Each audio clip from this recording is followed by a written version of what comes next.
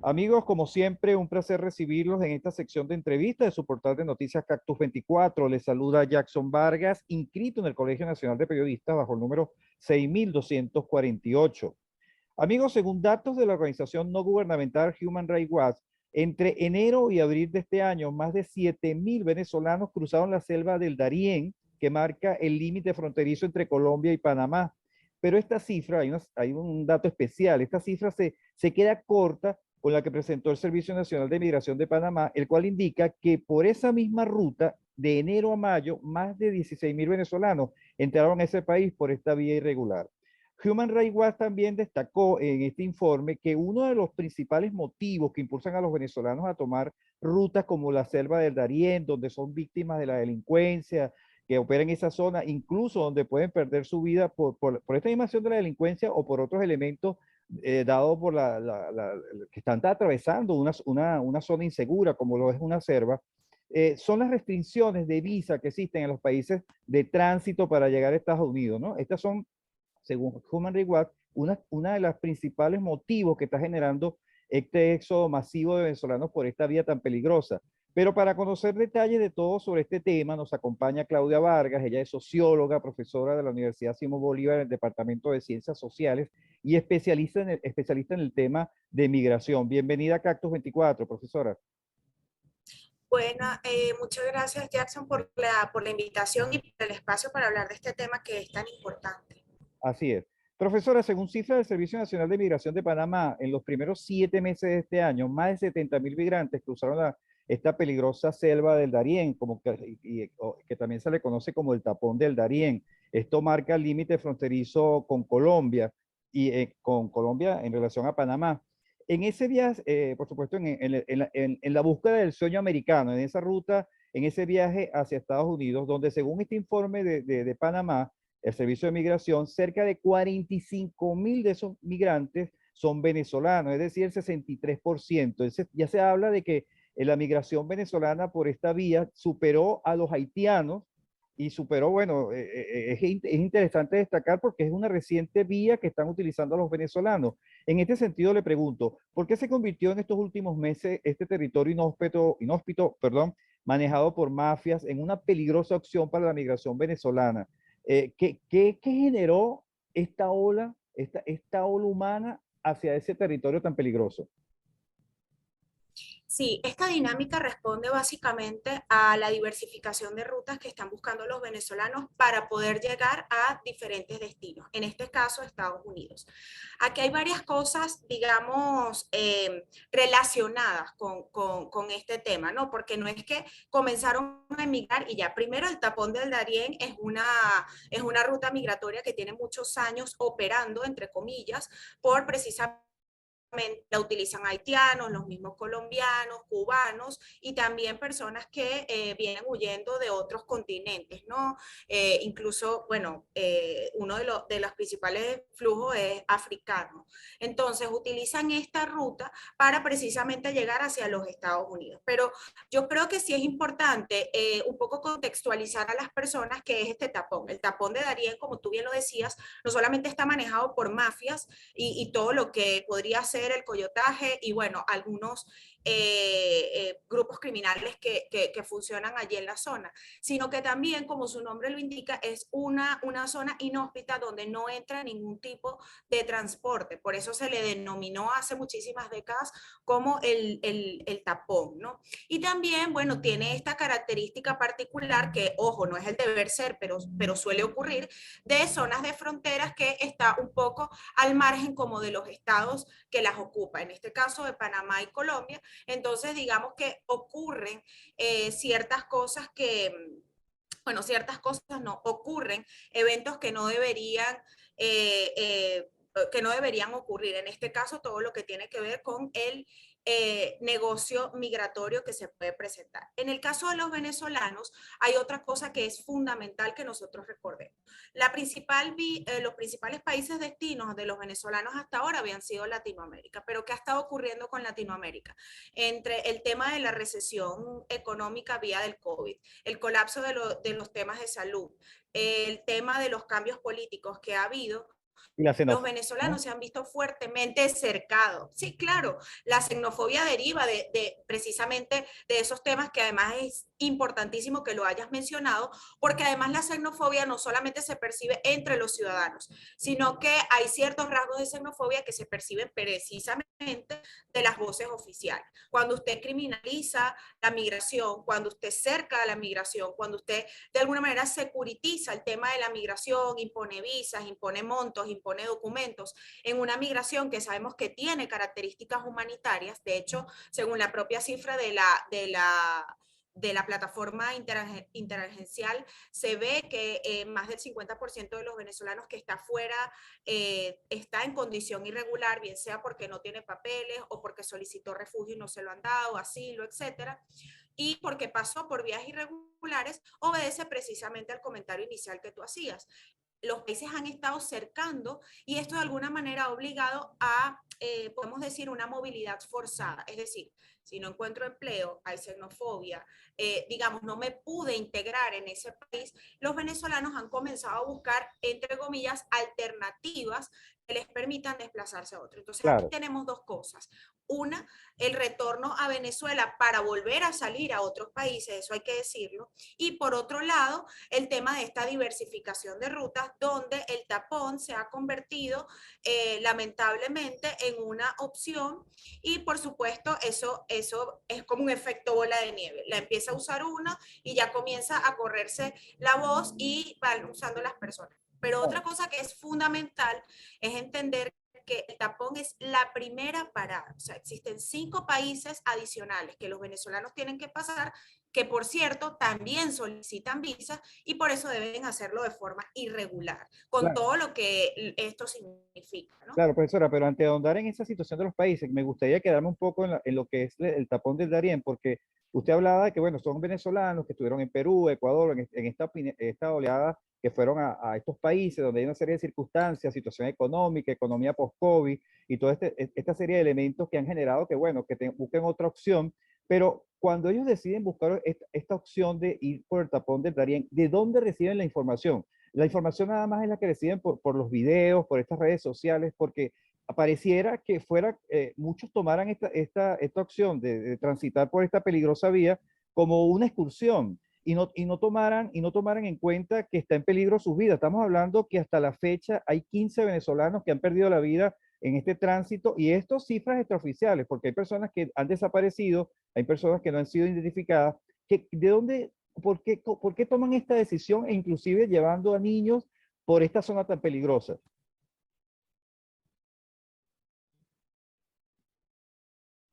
Sí, la información puede venir como pasa con todo lo que es informal, ¿no? Puede venir de cualquier vía, de grupos de WhatsApp, de grupos de Facebook, del boca a boca, puede venir también de, digamos, las vías pueden ser tan variadas. De hecho, entiendo, no conozco exactamente, y en eso sí quiero ser muy responsable con el público, no conozco exactamente cuáles son ni empresas ni personas que ofrecen este tipo, entre comillas, de paquetes para pasar esta vía, pero sí sé, por ejemplo, que el tránsito comienza en Colombia generalmente y allí puede haber personas o que vienen de estos países de Latinoamérica o que están emigrando por primera vez de Venezuela. O sea, digamos, el flujo se mantiene más o menos con las mismas características, que es un flujo mixto. Entonces las personas deciden tomar estos paquetes, estas opciones que pueden venir de cualquier digamos, de cualquier fuente, precisamente porque son informales, y pues las utilizan para pasar, que además hay que decir, no son, yo entiendo que son más de $600. Tendría que, pues para medir la trazabilidad hay que ser muy responsable digamos, hacer un estudio más detallado para ver exactamente cuánto cuestan, hacia dónde van, etcétera, y qué es lo que exactamente ofrecen cuando habilitan esta ruta para estas personas. Bueno, pero sí sé que ellos llegan a Colombia, allí entiendo que pasan un primer río, llegan a una segunda estación, donde precisamente los llevan hasta donde comienza la selva y luego en la selva cuentan en teoría con un guía que no necesariamente siempre está ahí, o a veces son víctimas del propio guía porque los roba, porque no los acompaña hasta donde es, y lo único que pueden llegar ellos a encontrar adentro, y de eso hay información audiovisual muy interesante que han hecho varios medios de comunicación internacional. Bueno, en todo caso, ahí no hay agua, no hay paradas, se exponen a todo lo que está allí, animales salvajes, enfermedades. Ahí es un campamento indígena que se ha visto sobrepasado precisamente por la llegada de estas personas, hasta llegar precisamente a un terreno de Panamá donde tienen que pasar en lo que se denomina una piragua hasta que, bueno, los tome la policía y alguna de las instituciones que operan allí, que entiendo está Médicos Sin Fronteras, ACNUR y la propia policía panameña. Claro. Pero bueno, digamos que esto es parte, como insisto, del paquete que se ofrece, que allí sí responsablemente hay que decirle a las personas, es difícil medir la trazabilidad, al menos que se haga un estudio más pormenorizado, pero puede venir de cualquier fuente, incluso yo estoy segura que está disponible por redes sociales y estas vías de mensajería instantánea. Y como te decía hace un momento, el efecto bola de nieve pues se va corriendo. Mira, yo me vine por acá, me cuesta tanto y se va pasando como la información precisamente porque cuando las personas están buscando alternativas para hacer algo, las encuentran en su primera red de conocidos, amigos, vecinos y familiares. Y creo que esto es una de las cosas que puede Así estar es. pasando. Una de las preocupaciones que uno que observa uno como persona, uno que es padre, que es la situación de los niños que atraviesan en compañía de sus familiares esta zona del tapón de Darién, donde han perdido la vida sus padres, estos niños inclusive quedan abandonados. Y bueno, ¿cómo actúan? ¿En qué estado quedan ellos cuando son llevados a estos organismos de la ONU, que es uno de los centros de acopio, donde se concentran las personas que llegan allí? ¿En qué condición quedan esos niños que son abandonados o que sus padres han fallecido y que llegan a estos centros de refugiados? ¿Qué pasa con ellos? Sí, bueno, eso es una pregunta interesante en términos informativos, Jackson, porque resulta que, digamos, ellos quedan, por supuesto, abandonados y solos, y también en el caso de las muertes hay la repatriación de cuerpos, pero es un asunto súper complejo porque allí necesariamente tiene que intervenir el Estado venezolano en, digamos, concordancia con el Estado donde fallecen estas personas, si lo trasladan a Colombia, si lo trasladan a Panamá. Entonces allí entra, digamos, hay una altísima complejidad en términos de quién responde por ellos, ¿no? Que es parte de una orfandad que se está viendo cuando las personas usan estas vías irregulares. De hecho, es uno de los efectos. O sea, ¿quién responde por las personas desaparecidas?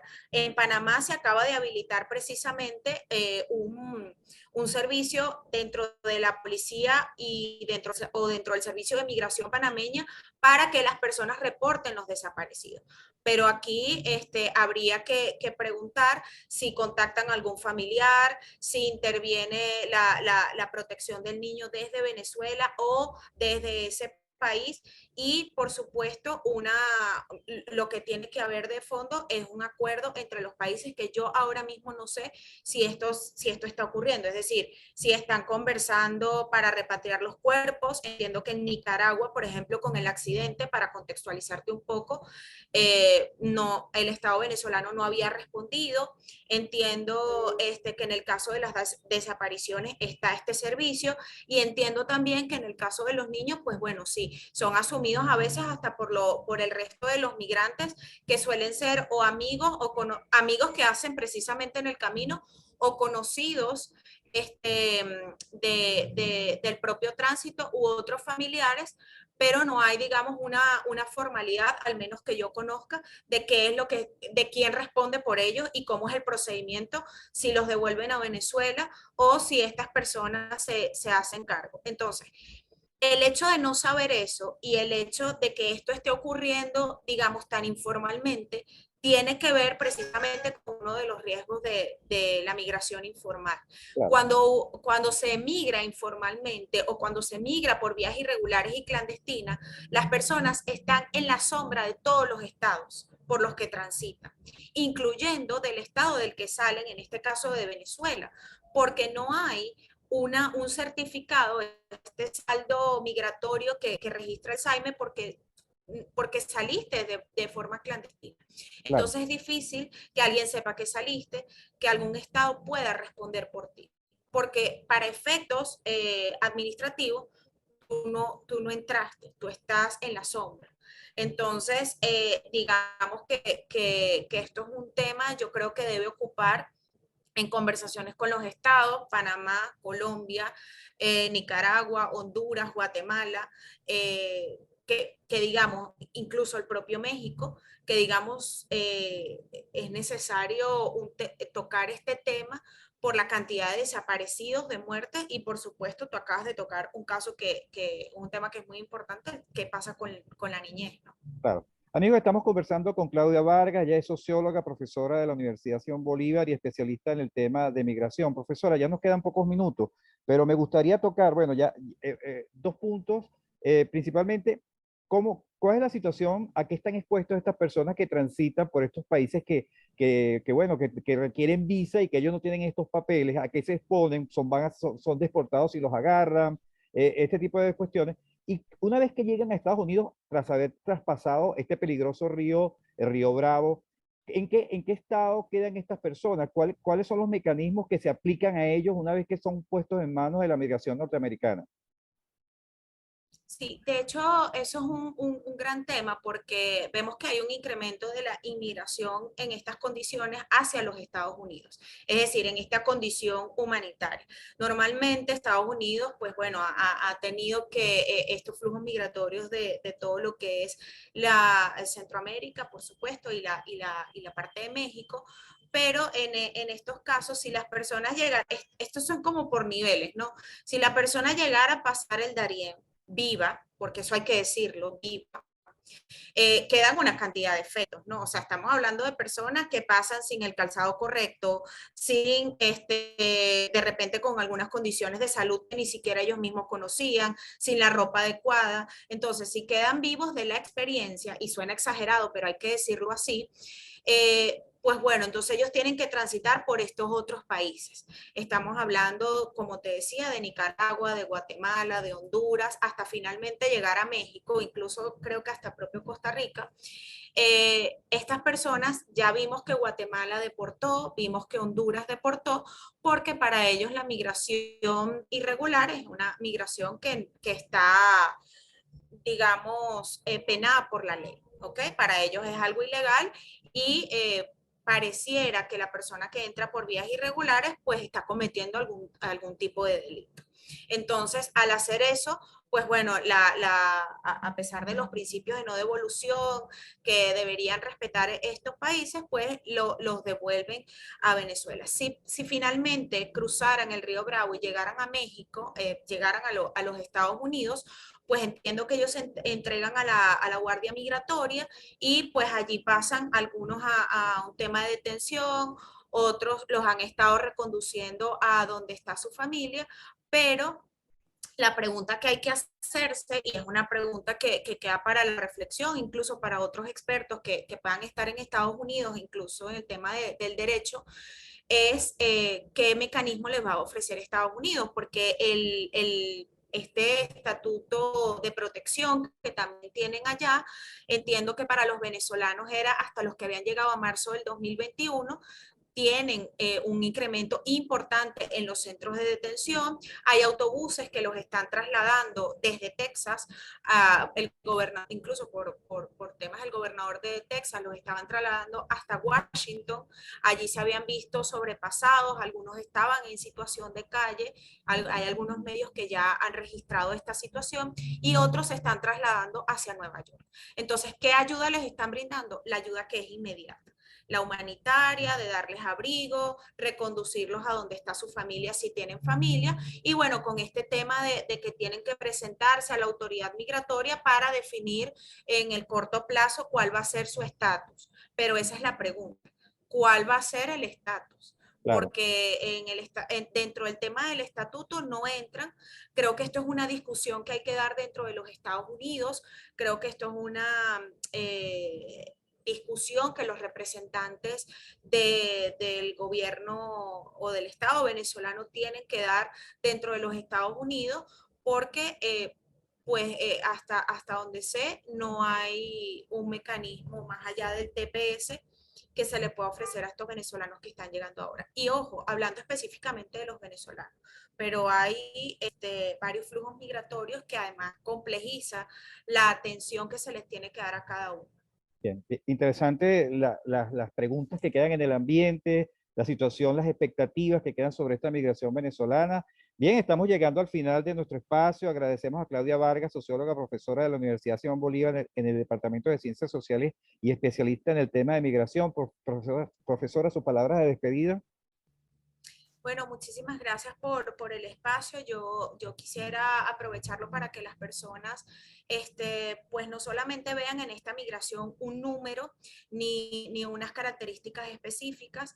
Yo no recomiendo a las personas irse o quedarse porque eso al final es una decisión personal, pero sí me gustaría que para los expertos en migración que están fuera de Venezuela, para los tomadores de decisores, creo que es muy importante tocar el tema, llegar a acuerdo con los países donde esto está pasando. Estamos hablando de vidas humanas de todas las edades. Estamos hablando de personas que se están exponiendo a un enorme riesgo y que eso al final termina siendo una pérdida no solamente para sus familiares y amigos, sino también para los países desde muchos puntos de vista, ¿no? Creo que